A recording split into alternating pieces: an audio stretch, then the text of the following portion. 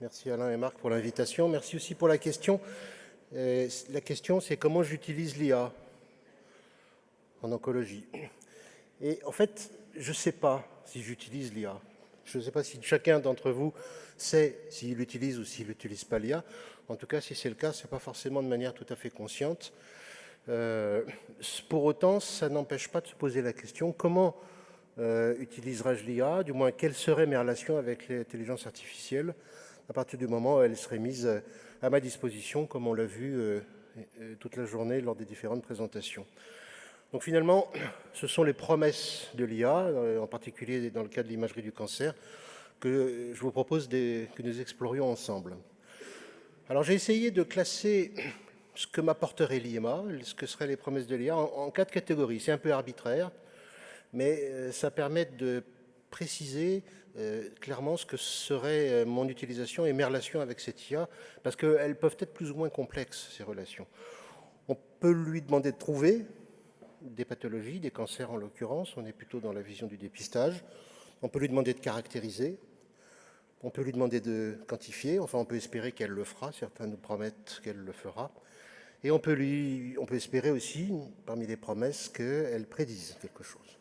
Voilà, c'est une approche un peu schématique, mais que je voudrais illustrer par juste 4 diapositives, en partant d'une illustration concrète et peut-être à chaque fois d'une publication qui tend à positionner l'intelligence artificielle sur ces questions-là. Trouver. Trouver, c'est la différence entre le normal et le pathologique. L'exemple typique, on le voit partout. Il n'y a pas une présentation sur l'intelligence artificielle qui ne montre pas cette diapositive. C'est la détection de cancer du sein. Donc il y a des articles qui sont faits, vous voyez, un nombre assez considérable de mammographies, des radiologues qui lisent ça, et puis des courbes ROC. Je ne rentre pas dans le détail, mais en gros, il y a des courbes qui sont celles des radiologues, plus ou moins experts. Il y a des courbes qui sont celles de l'intelligence artificielle. Et vous voyez que tout ça, ça se ressemble un petit peu. Les aires sous la courbe sont assez voisines. Et on nous dit, ben voilà, l'intelligence artificielle peut diagnostiquer, dépister, diagnostiquer le cancer du sein. Donc à cette première question, on a le sentiment de quelque chose d'assez performant. Si on regarde caractériser, c'est-à-dire faire un diagnostic précis de tel type de tumeur, par exemple diagnostiquer un nodule sur cirrhose, est-ce que c'est un carcinome hépatocellulaire ou pas, on peut se poser la question du potentiel de l'intelligence artificielle éventuellement supérieur à celui de l'œil humain. Vous avez ici une série, il y a des lésions dans le foie, tout est biopsié, il y a des lectures l'ARAD par des radiologues. Ce que fait l'IA, on y reviendra tout à l'heure, c'est d'identifier des caractéristiques que l'œil humain ne voit pas forcément, ce qu'on appelle les features. Cette série ne démontre absolument pas la performance de l'IA pour faire le diagnostic de CHC. Elle n'a pour objectif que de voir lorsqu'il y a un CHC, quelles sont les caractéristiques qui apparaissent. Et si vous regardez sur la colonne de droite, ici, vous voyez des choses que vous faites tous les jours. Regardez s'il y a une prise de contraste à la phase artérielle, à la phase portale.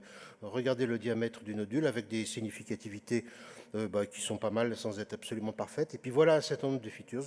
Donc c'est des choses que vous ne pouvez pas voir, des variances, des homogénéités, des choses comme ça, avec des excellentes significativités de résultats. Donc deuxième information, ça pourrait, si on en croit ce type de présentation, d'article, peut-être détecter des choses qu'on ne voit pas et être plus performant que l'homme pour caractériser le CHC. Troisième type d'étude, pas une publication, c'est un travail qu'on a fait à Lyon, parce qu'on recherche sur l'IA, où il y a quelque chose qui m'a vraiment impressionné et que j'ai envie de partager avec vous. On voulait savoir si un système pouvait détecter de manière automatique des lésions.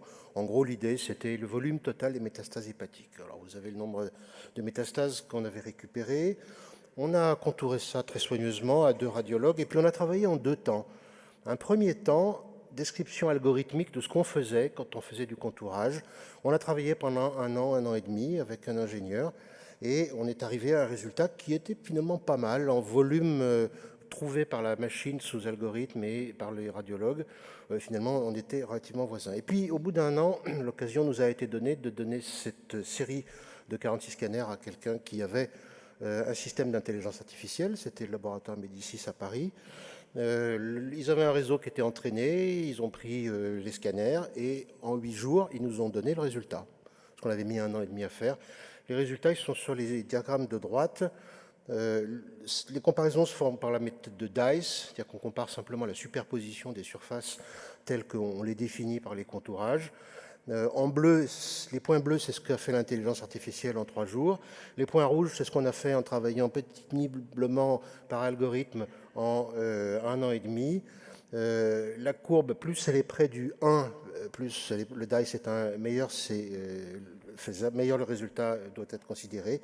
Et donc, moi, ça m'a bluffé de voir qu'un système d'intelligence artificielle faisait mieux que nous au bout d'un an, et avec une perspective derrière intéressante, c'est de faire du réciste automatique.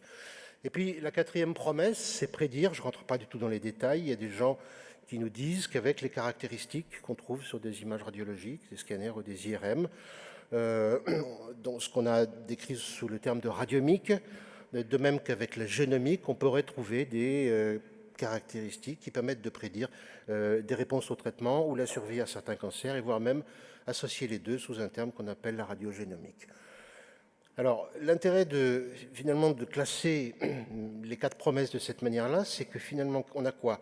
Pour trouver et caractériser, c'est quelque chose que je fais, c'est la base de mon métier, et si l'IA est performante, je peux me dire, elle pourrait me remplacer. Quantifier, l'extension, le suivi, le réciste automatique, ça, je n'ai pas grand-chose à craindre. Je peux me dire que c'est une IA qui va m'aider dans mon travail quotidien et me débarrasser d'une tâche pas forcément la plus passionnante. Et puis prédire, pronostic, réponse, ça c'est quelque chose qui est totalement en dehors de ma portée, et ça serait une IA qui me renforcerait dans mon rôle de radiologue. Donc c'est l'IA qui remplace, qui est quand même intéressante. Et parce qu'il y a une vraie crainte des professionnels, comme vous le savez.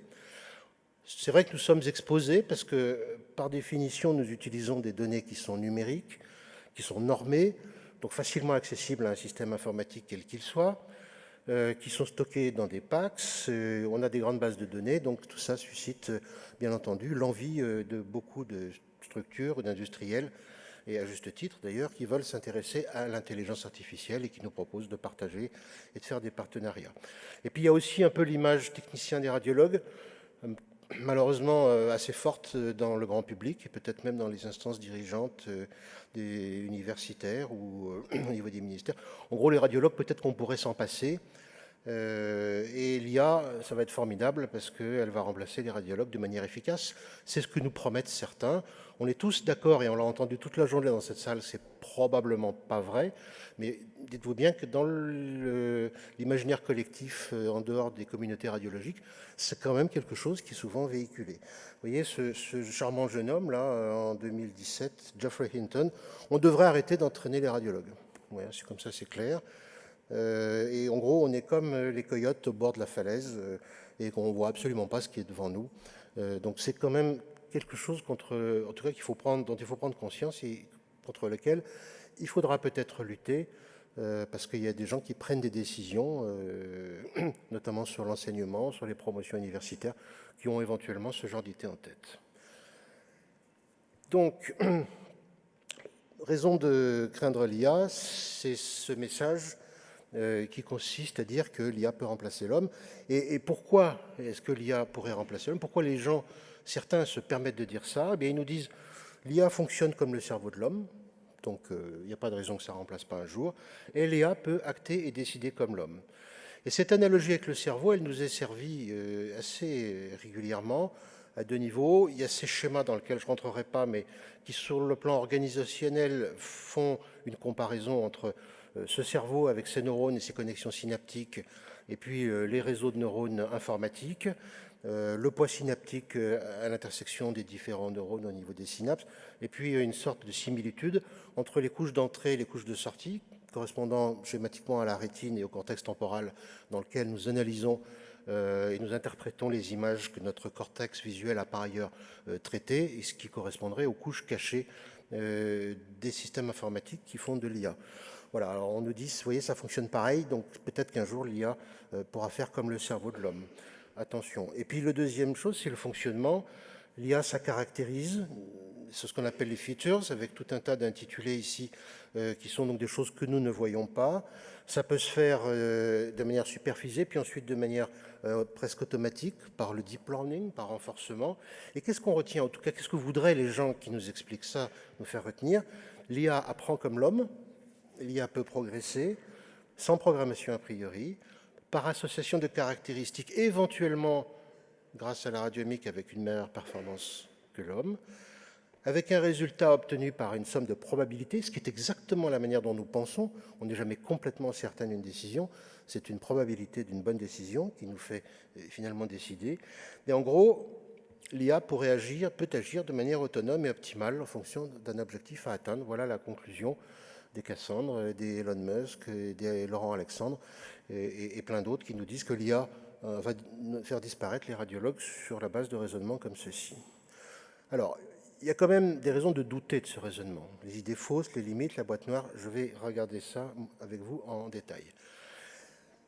Les premières idées fausses, c'est de dire que la supériorité de l'IA sur l'homme peut être généralisée à tous les problèmes. C'est vrai qu'on a été frappé par des machines qui battaient des champions du monde de Go, d'échecs. C'est des gens très intelligents. Si l'intelligence artificielle les bat, c'est que l'intelligence artificielle est très intelligente. Bon, c'est bien entendu une approximation totalement fausse. Les jeux sont des processus déterministes. La vraie vie, et notamment l'interprétation en radiologie, est stochastique. Il y a des tas de choses imprévisibles qui peuvent se produire. Et donc, ce qui s'applique aux jeux de table n'est pas applicable. La réflexion n'est pas applicable à nos métiers.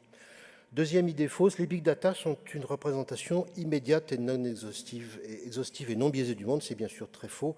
On l'a vu toute la journée, j'insiste pas. Elles doivent être annotées, ces images, fiabilité des experts. Et puis il y a des biais, on le sait, elles reproduisent toujours des préjugés, des spécificités lors de la collecte, qu'elles soient techniques, qu'elles soient liées au recrutement de patients, etc. Et on sait très bien qu'une des faiblesses des études sur l'IA est que ce qui est trouvé n'est pas forcément applicable à d'autres cohortes.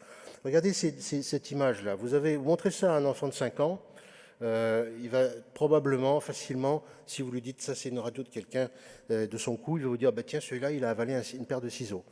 Je ne suis pas certain qu'une IA qui aurait été entraînée à lire des radios du coup par exemple soit capable de faire ça. Donc vous voyez qu'il y a toujours des situations très inhabituelles pour lesquelles l'IA ne sera pas entraînée et qui finalement sont autant de limites puisque ces bases de données ne sont jamais exhaustives.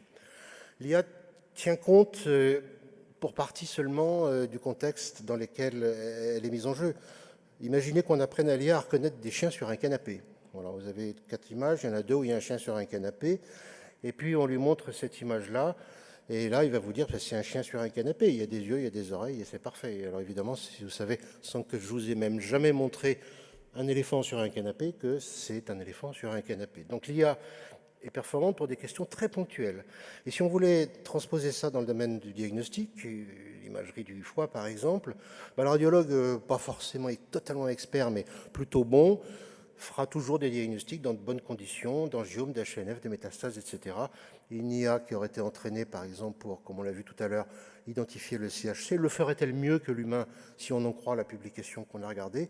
De toute façon, elle ne sera pas performante dans les autres diagnostics. Donc, ça ne veut pas dire qu'elle ne le sera jamais, ça veut dire que l'entraînement d'une IA pour toutes les pathologies tumorales du foie, et il est difficile d'envisager qu'elle soit performante pour quelque diagnostic que ce soit si elle n'a pas la totalité de cette connaissance, ne sera acquise que dans encore, à mon avis, dans pas mal d'années. Et puis il y a tout ce qui est du facteur non rationnel de la décision. Faire un diagnostic, c'est prendre une décision. Et je crois qu'on peut se dire que l'IA, avant que je passe sur les notions de psychologie, d'empathie, etc., mais il y a de l'intuition parfois dans nos diagnostics. Il y a une expérience personnelle qui ne relève pas forcément de l'apprentissage proprement dit de la sémiologie radiologique. Il y a de la connaissance élargie d'une situation. Ce patient que nous avons vu et qui nous en avons discuté, qui nous a raconté quelque chose qui est important au final dans le diagnostic. Et puis aussi, je n'ai pas le temps de développer, mais c'est passionnant, le conscient et le subconscient, tout ça intervient dans nos diagnostics. Et je crois qu'il y a ne pourra certainement rien nous apporter avant longtemps, de même que le sens commun, tout ce que nous savons sans jamais l'avoir appris, est quelque chose qui va être quand même très compliqué à accéder pour l'IA.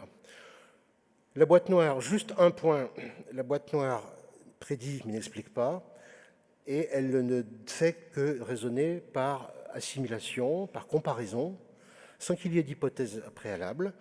et donc, de fait, par construction, pas de progrès scientifique envisageable. C'est un retour de 3 siècles en arrière à l'empirisme, avec tout le scepticisme que ça avait procuré aux philosophes de l'époque. C'est typiquement le cas de la boîte noire. Alors, c'est peut-être pas très grave.